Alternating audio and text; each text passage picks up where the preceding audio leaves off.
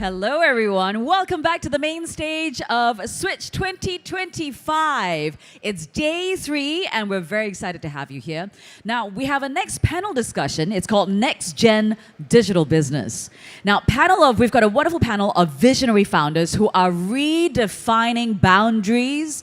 We're redefining business models across fintech, e-commerce, AI, and beyond. And they're going to explore how shifts in consumer behavior, data-driven innovation, and emerging technologies like generative AI are fueling new growth engines, and what it takes to build agile, resilient, and future-ready enterprises. Please put your hands together and welcome the moderator for this panel discussion, Ms. Genevieve Wu, CNA presenter at MediaCorp. Hi, Jen. Good morning. On the panel, we're delighted to have with us Mr. Binny Bansal, co-founder of Flipkart and founder of Optra. And also with us, we've got Ms. Tessa Wijaya, co-founder and group COO of Zendit. Good morning, Tessa. Good morning, Binny. Thank you for joining us. Day 3 of Switch, and over to you, Jen. Thanks, Jasmine. Good morning, Binny. Morning. Tessa, thanks for joining us. Take time. Good morning, everyone, and welcome to this panel, Next Gen Digital Business, the journey ahead, right? We're living in a time where entire industries are being reimagined, not in decades, but we're talking about in years.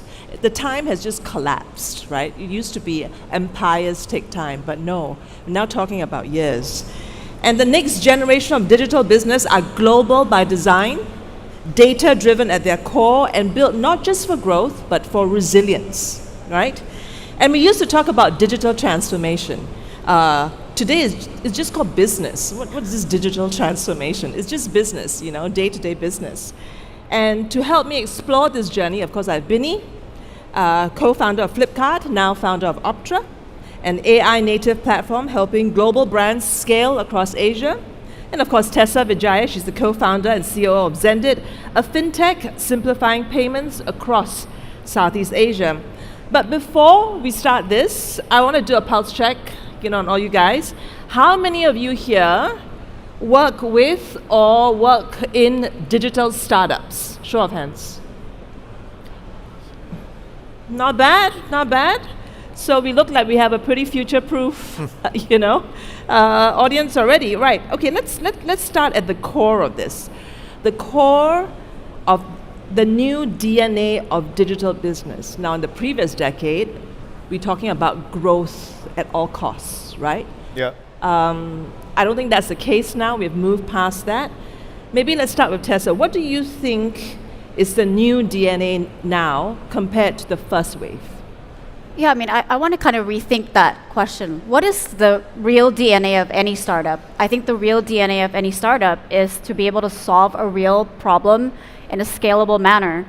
When the digital transformation started in Southeast Asia, because we were such a frontier market, I think a lot of us forgot about that. It was all about tapping into a growing population. It was about taking market share. So a lot of people, they weren't producing companies that were about solving problems. Yeah. It was about throwing money to be able to get customers, right, to come on board, to be able to show investor, hey, this is the growth, this is our startup. So I think in this new world, our DNA should actually remain the same. It should all be about how do we solve real world problems that impact real individuals, real human beings, and to be able to do that in a scalable manner. Yeah, you're right about that. It's always about showing the numbers. Look how fast we multiplied our customers and all that. And that was one metric, and that was the biggest metric. How has that changed now, Binny? Yeah, I think what Tessa says is quite true. We were in an era where internet was growing at a massive pace, right? So consumers were getting online very quickly. And if you were a company in that era, you had to sort of put growth as your main metric, because as customers were adopting digital, you also needed to acquire those customers as fast as you can. But a lot of that has happened in most categories. There are now big tech companies across fintech, e-commerce, search everywhere, right, Yep. across the world. So today, with internet being ubiquitous across the board in most economies, and distribution, access to consumers being much easier than what it was before. What Tessa said, that today if you build something which really changes the game, which really creates an impact for the customer, then, and you can do it with the right unit economics. Right. That as you scale it, because distribution is easier, then you can really, really grow very, very quickly throughout the world. Right. In the world that exists today. So I think the game has changed to really thinking about what can you build, how can you innovate and build something which is truly unique and solves like a massive problem. Right. Let's bring it to your personal experience. Tessa, now fintech has transformed rapidly in Southeast Asia, isn't it? What big shifts are you seeing in fintech? I mean, I think when you think about it, and I like to take a step back because a lot of people forget what it was like in Southeast Asia. Southeast Asia outside of Singapore 10 years ago. You know, to get a Gojek or a motorcycle taxi, you have to pick up the phone, actually. That's what we used to have to do, right? To make instant payments, it was something that's almost impossible. Yep. And now you're going around walking with your phone and scanning and everything else. Yeah. And it's really exciting. So I think the next wave of innovation is translating that to the way we make payments in Southeast Asia, which is more QR code based, but being able to do that seamlessly, just cross-border in any country, being able to just tap your phone, which sounds really simple, but actually there's a lot of work that needs to get done to connect all the players together to make that happen. Mm-hmm. There's also going to be something about making things cheaper. Mm-hmm. What I mean is the cost of transaction, whether it's you buying something in US dollars when you have Singapore dollars, and whatever else. I think that's going to be the next interesting wave. I think it is. I mean, we're talking about transnational borders or the bringing down of the borders, isn't it? But I suppose for me, my hesitance would be security. You know, I don't know about you, but it's like I'm not familiar, right? How can I overcome that in terms of your technology? Look, How I do you mean, assure yeah. that my wallet is safe? Yeah, I mean that's part of why we're here. Actually, the finance world, fintech, as well as traditional financial institutions, we're very heavily regulated. Yeah. So I think in terms of security and all the likes, I think it's a pretty sure thing. But actually, what happens when fraud occurs, a lot of the time, we like to say it's because people tell good stories. Right? If you open up your internet banking app now, that's why there's always like, are you sure you want to transfer to this person? Are you sure you know this person? Because a lot of fraud actually happens because they're like, hey, you want to buy something? I'll give you like, if you transfer me $10,000, I'll give you a Ferrari. Yeah. Which makes no sense, but people kind of believe it, right? Yeah. But in terms of the payment infrastructure itself, I think because especially with cross-border, it's very heavily regulated. A lot of the way it's built is through G2G agreements or government-to-government agreements. Okay. I think it's definitely very secure, and consumers should be very, very trusting in terms of using cross-border payments. Yeah, and I think also companies like Zendit, I think they invest a lot in trust and safety these days. I think that's what I've seen of payment companies, Yep. fintech companies, because of the regulation and the constant audits. I think just the investment which goes into the technology, and now with AI, I think it's they invest a lot, the good ones and the ones which end up surviving. So I think that makes it really, really secure. I think both the regulation and the technology really help it make very secure. Right. Now, Binny, Optra solves specific pain points, right, for global brands. Let's talk about your experience at Flipkart, right? How did that shape how you're building Optra? Oh yeah. So I mean, if you look at the Flipkart journey, right, we started in a very different era. This was 2007. There were like 25 million people in a country of 1.4 billion people online at that time. There was no mobile internet. There was no logistics, no payment systems, nothing. So we built Flipkart like right from the very ground up, solving each and every problem across commerce, right? We had to build an internet company which could get orders. We had to build a retail company which could manage different categories, fashion, electronics. We had to sell all these categories. We had to build a supply chain company and a distribution company which would deliver goods across thousands of cities in India. The good old days. Yeah, right? so we had to do a lot of that, all that work grounds up, and there was really no talent in India which had done this before.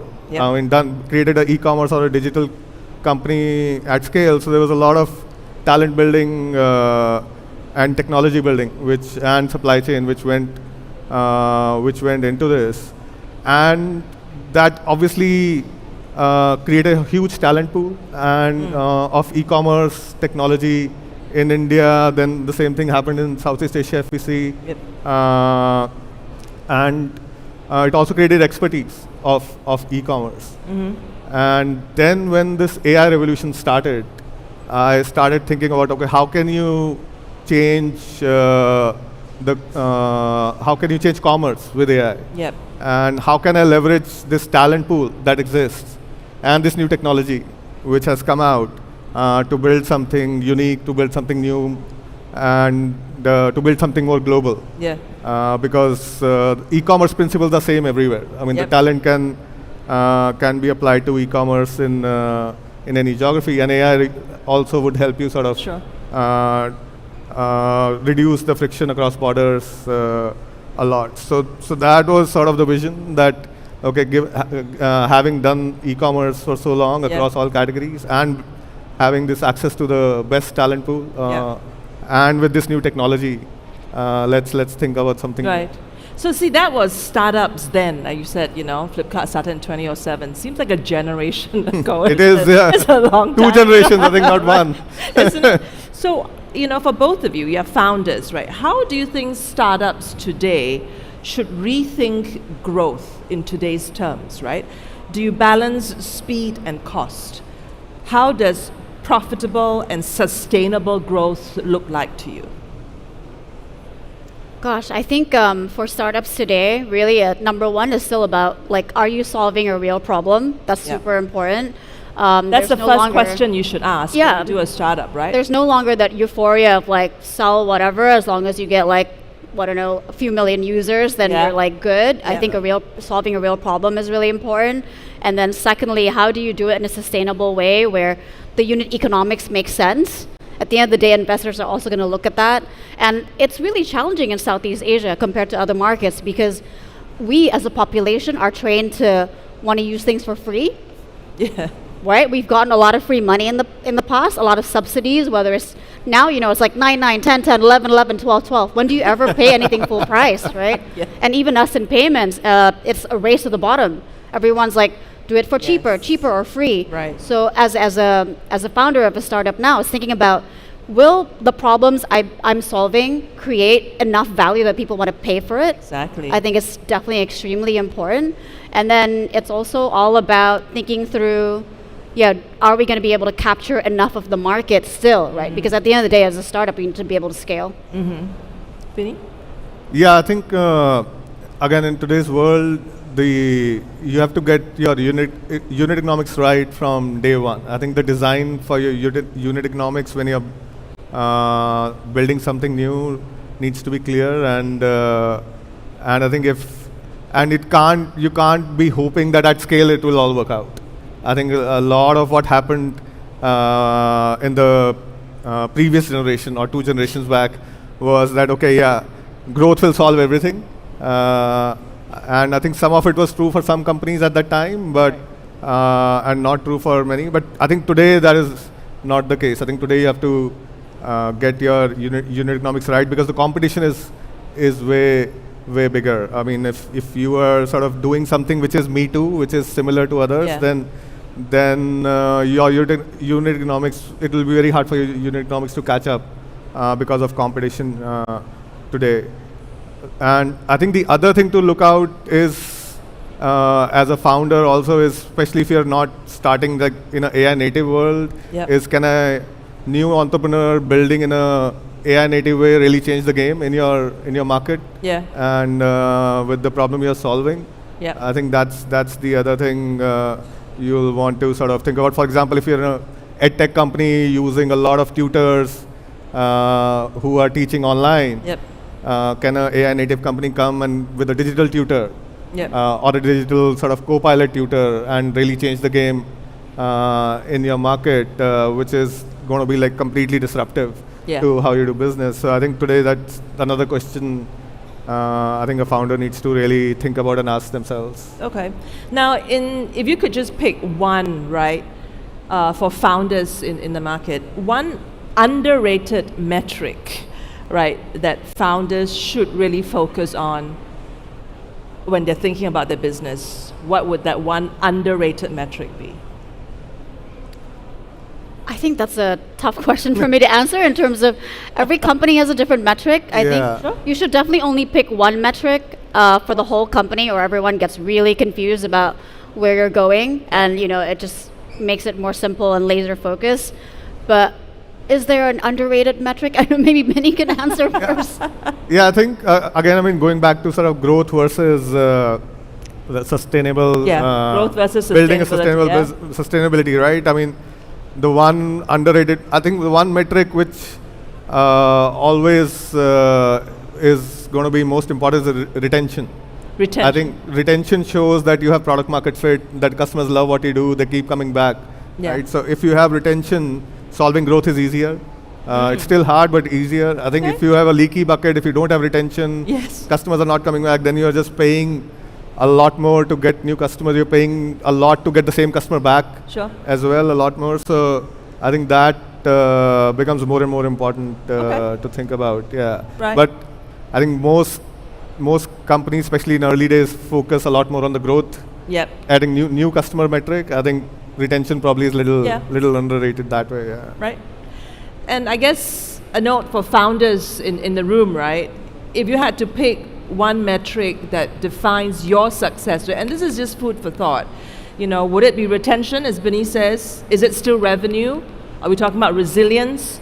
Just think about it, because that your answer, when you narrow it down, might say a lot about what your company's DNA is, or the direction that you want to inspire your staff to move with you, right? And actually, just to add to that a little bit, though, if you're going to be VC funded, you can't get away from a growth metric. That's the game you have to play. Right. But actually, what's interesting right now is a lot of founders are now bootstrapping a lot longer because just fundraising environment and whatever else. If you're going to bootstrap it longer, then you can probably pick something else that's relevant to your industry. But yeah, otherwise, if you're going to play that game, some sort of growth metric will always be number one. Okay. And now, of course, in a forum or an event like this, we have to talk about AI, don't we? We can't get away from it. AI, of course, is no longer just a buzzword. It's not just data. Data is, used to be a backroom kind of. Oh, we've got to analyze data. It's not backroom, right? It's the building block of the business now, isn't it? I suppose both for your industries. I suppose. Binny, let's be specific, right? Optra recently partnered with ADA to build AI-driven insights and to growth models, right? How does that reflect your next phase of growth?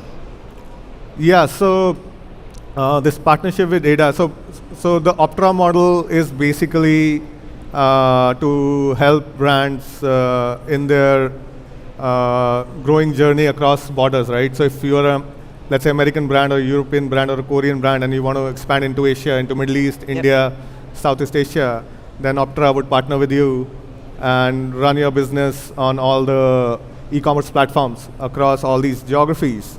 And so a partner, and for that we'll have to, and the way we want to do it is obviously using AI heavily across all the different type of activities we do, whether it's pricing, marketing, cataloging, and buying, supply chain, right? All of that.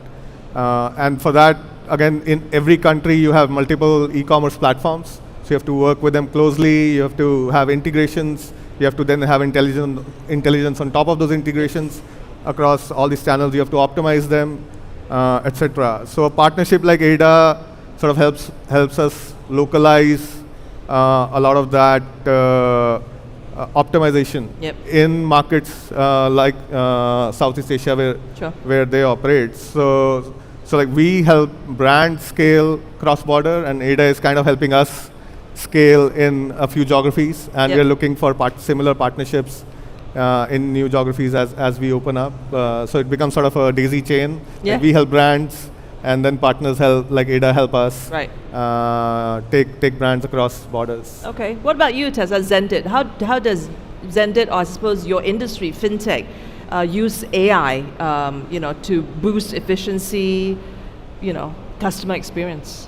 Yeah, I mean, look, we're in payments, so we have to be a little bit careful of how we use AI. We were just talking about the accuracy of AI at the moment. You can't run a payment company and have like 40% accuracy for something. Yeah. But for us, what we're starting out really is with operational efficiencies.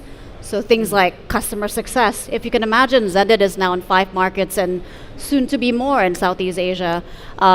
Imagine now being able to have an efficient customer success team who can use AI to be able to help our Vietnamese customers, and the agents are actually Indonesian, or to help your Thai customers. So things like that are really important. But I think in the future, as AI become a little bit more reliable and regulators are more palatable towards the use of AI for the fintech side of things, I can foresee things like treasury management being a bit easier and decisions being made with the help of AI, which then translates to consumers being able to transact for cheaper or to be able to do Forex for cheaper. I think there's a lot of exciting stuff to come.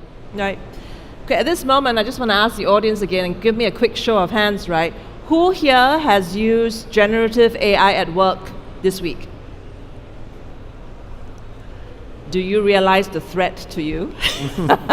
No, kidding. All right, but anyway, I'm in news, so of course, top news of this week is the layoffs at all the tech companies, right? We knew it was coming. We talked about Amazon, 14,000, possibly scaling up to 30,000. And of course, there's Meta, Google, Microsoft. It's the elephant in the room. When we talk about AI, we cannot avoid talking about the possible bloodshed, I think, to jobs and job security.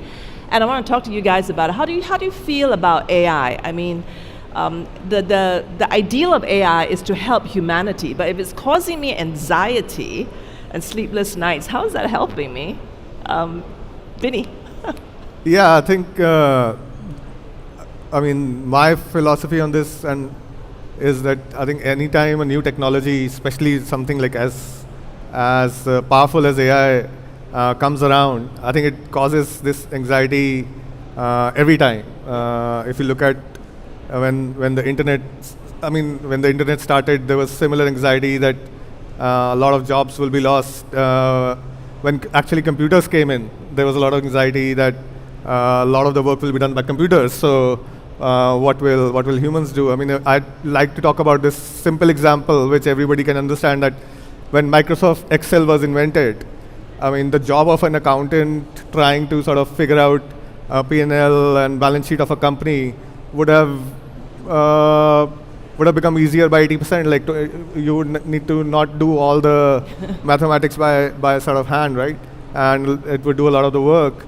And you would think that the world will need 20%, 80% less accountants. But since the time, let's say, Excel was invented to today, there are probably 5 times more accountants in the world. So I think technology just changed the job.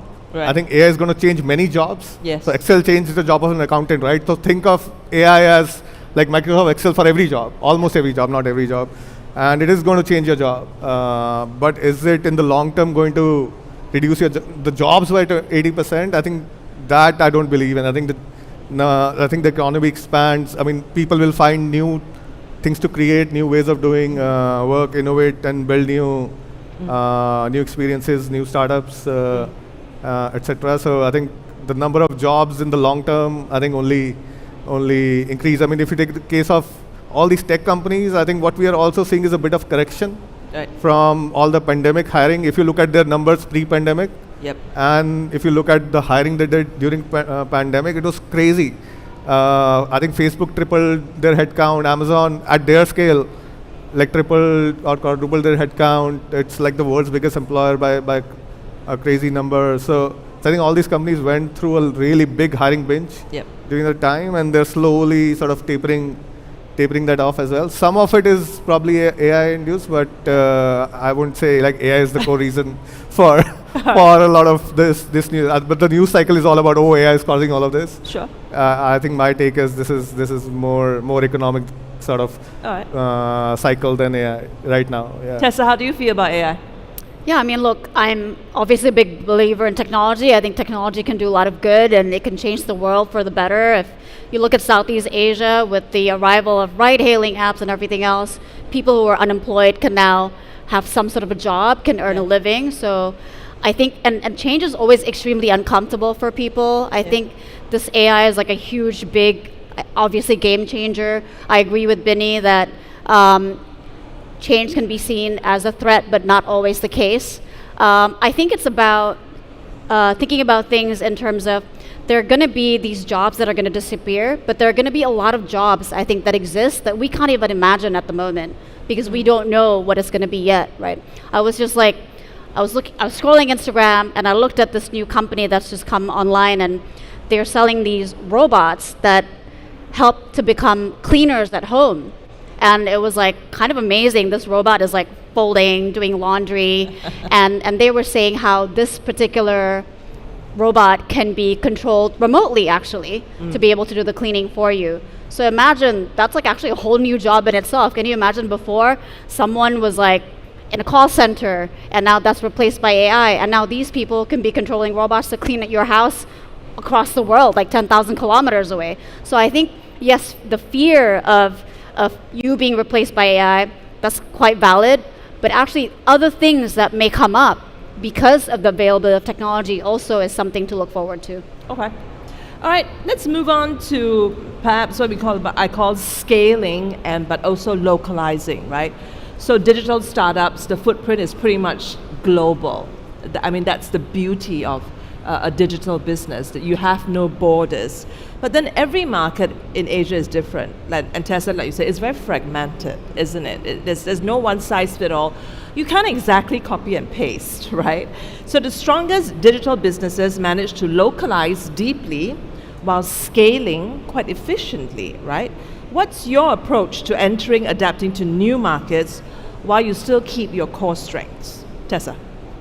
Yeah, I think for us, we understand, look, a lot of people go, oh, I want to go to Southeast Asia as if it's one big market. And actually it's like, 10 countries, different languages. Yeah. Indonesia alone has something like 400 dialects. So there are a lot of nuances there. Regulations are extremely different. How you deal with partners is also different. So I think for us, anything that's to do with customer facing or regulators facing, it's always going to have to be localized because you can't just assume everything is the same. But anything that's to do with processes, where we, for example, in payments, we want to be able to transact at scale. That's always going to be centralized. So really, when you're thinking about dealing with these fragmented markets, it's all about anything to do with the customer. Don't be cocky. Don't think that just because you know how to solve problems in Indonesia, you can go to Thailand and kind of replicate, because your end users are going to be different, your audience is going to be different. But anything else that can drive, cost savings, anything else that can drive scale, that needs to be solved in a centralized manner. Okay.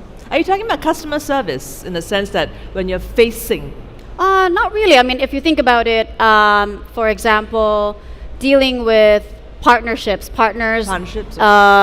Indonesia, banks might have a higher risk tolerance. They're open to startups. They're open to developing new products. In another market, maybe less so. How do you even approach or talk to the banks? That's right. That's also a question, right? Indonesians, we love to go for coffee. In Thailand, you have to go to the office. You have to be very presentable, very professional.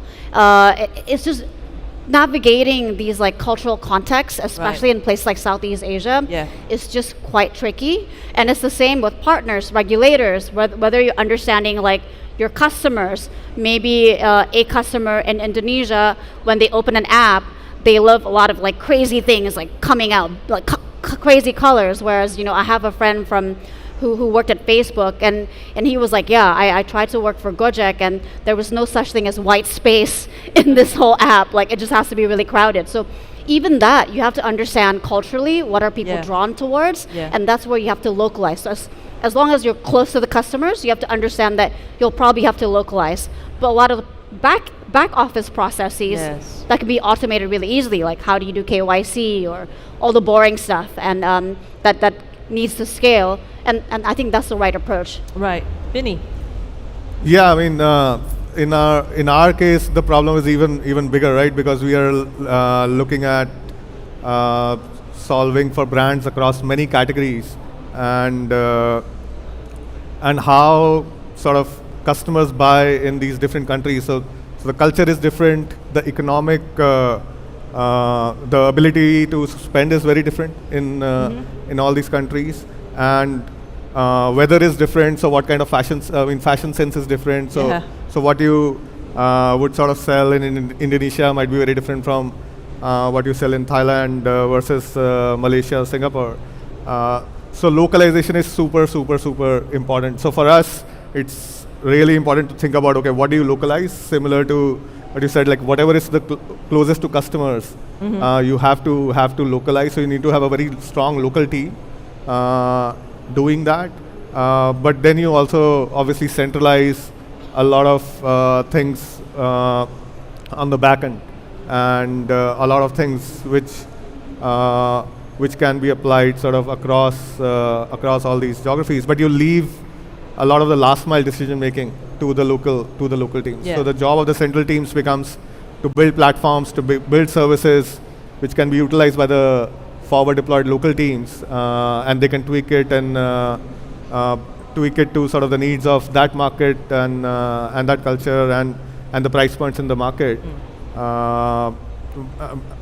So I think that's sort of, we are still early. I mean, I think these guys have been in business for much longer. I think we're still learning all the nuances and So differences. what I'm hearing, if I'm right, is that the technology or the systems or the backends, that can be very impersonal, and that can be very global, because technology, it's neutral, right? So that works, can yeah. be global, but it has to enable the localization. That's So I think it is, that's the nuance. I mean, you just can't say that the same output comes from the technology platform for each market. Right. So it has to be built in a way that the output can be different for. Yeah. So given the input parameters for different markets, the output is different. So I think you have to build it in that way versus just saying that, okay, if this is the input, then there's one output. Yeah. What are some of the mistakes you've made in terms of, like forgetting to localize? Wow, what are some of the mistakes? I'll tell you a really funny story. This may be less to do with localization, but even in something as simple as translating our dashboard when we rolled out in Thailand, we had humans doing this and also AI and stuff, and then there were still some mistakes. I think it was pretty hilarious when someone signed up. It said, "Congratulations, you've graduated," or something like that.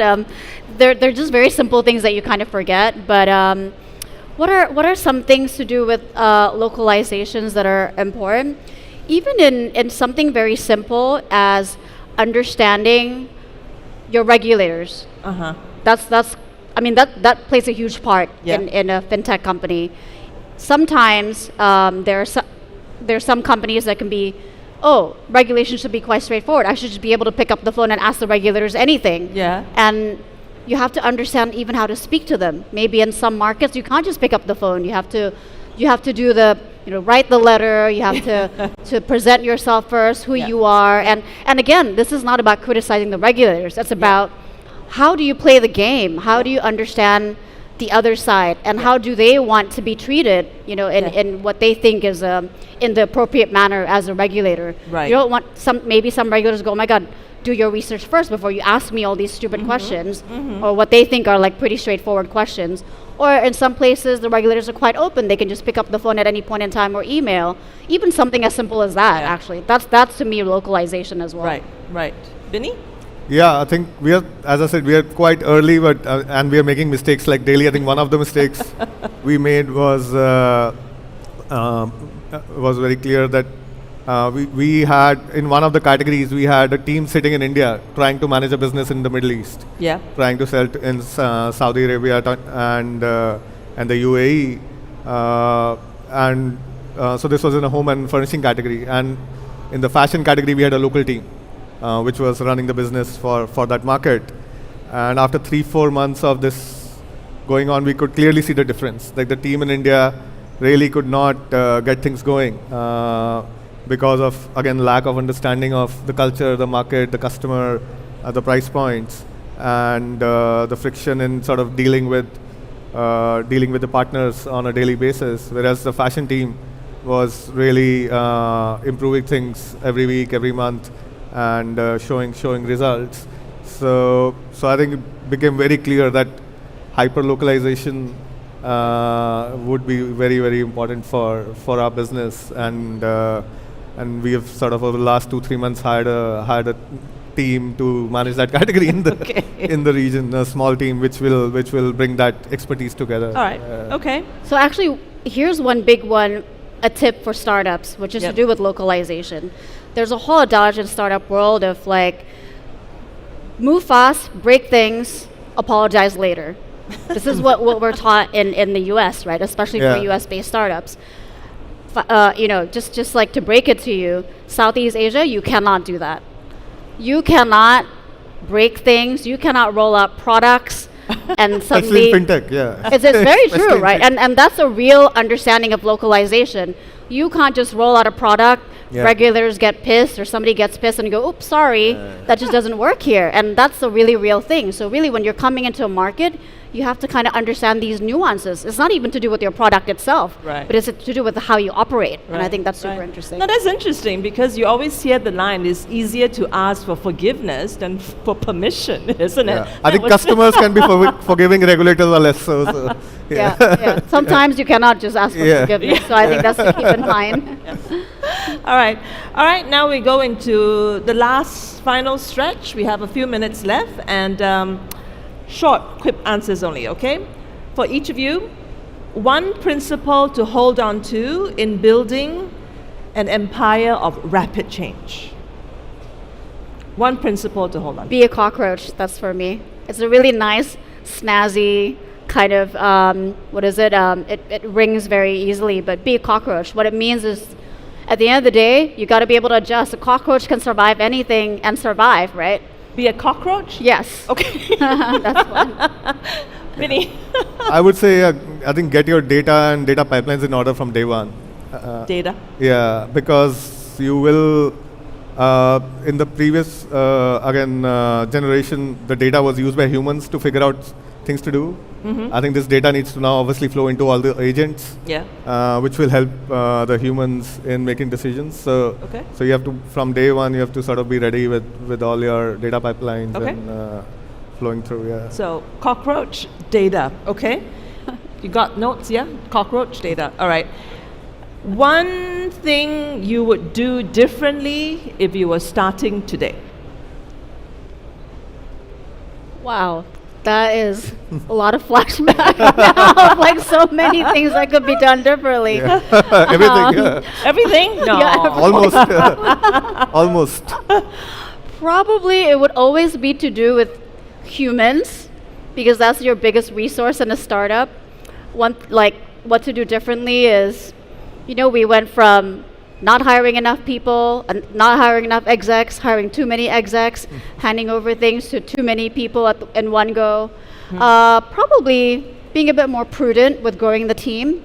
I miss the days of like a team of 50. It's such Yeah. a efficient time. But your company has to grow. But Yep. one thing to do over would be a lot more cautious in hiring the right people. Right, people.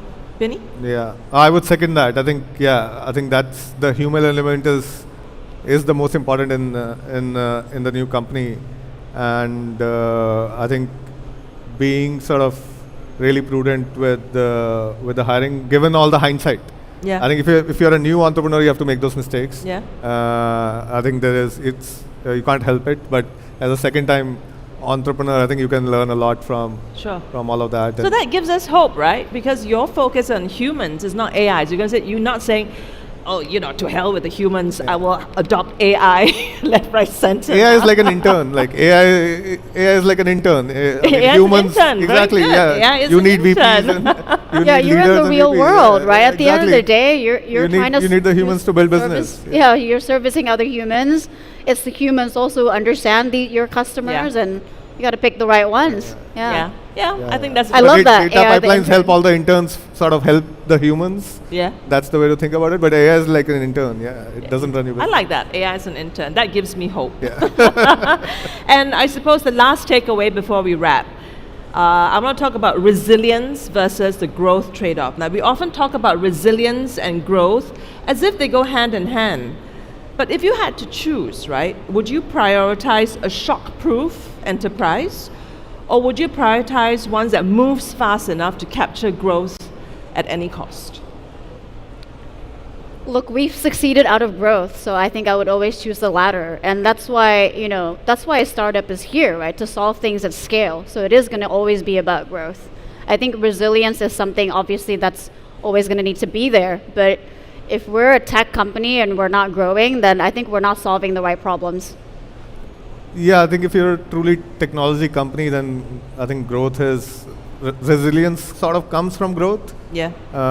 Definitely. So I think you can't just be all about resilience. So I think it's a hard one to take one side. I Okay. think you have to find the right balance between growth and resilience at all stages. I think the answer might be different. Yeah, at different stages, Yeah. maybe it's a different priority, Yeah, right? yeah, Okay. On that note, thank you for showing us what the next generation of digital builders look like in action. Vinny and Tessa, thank you. Yep. Thank you. Thank you very much to Vinny and Tessa, and of course to Genevieve for moderating this session. Thank you.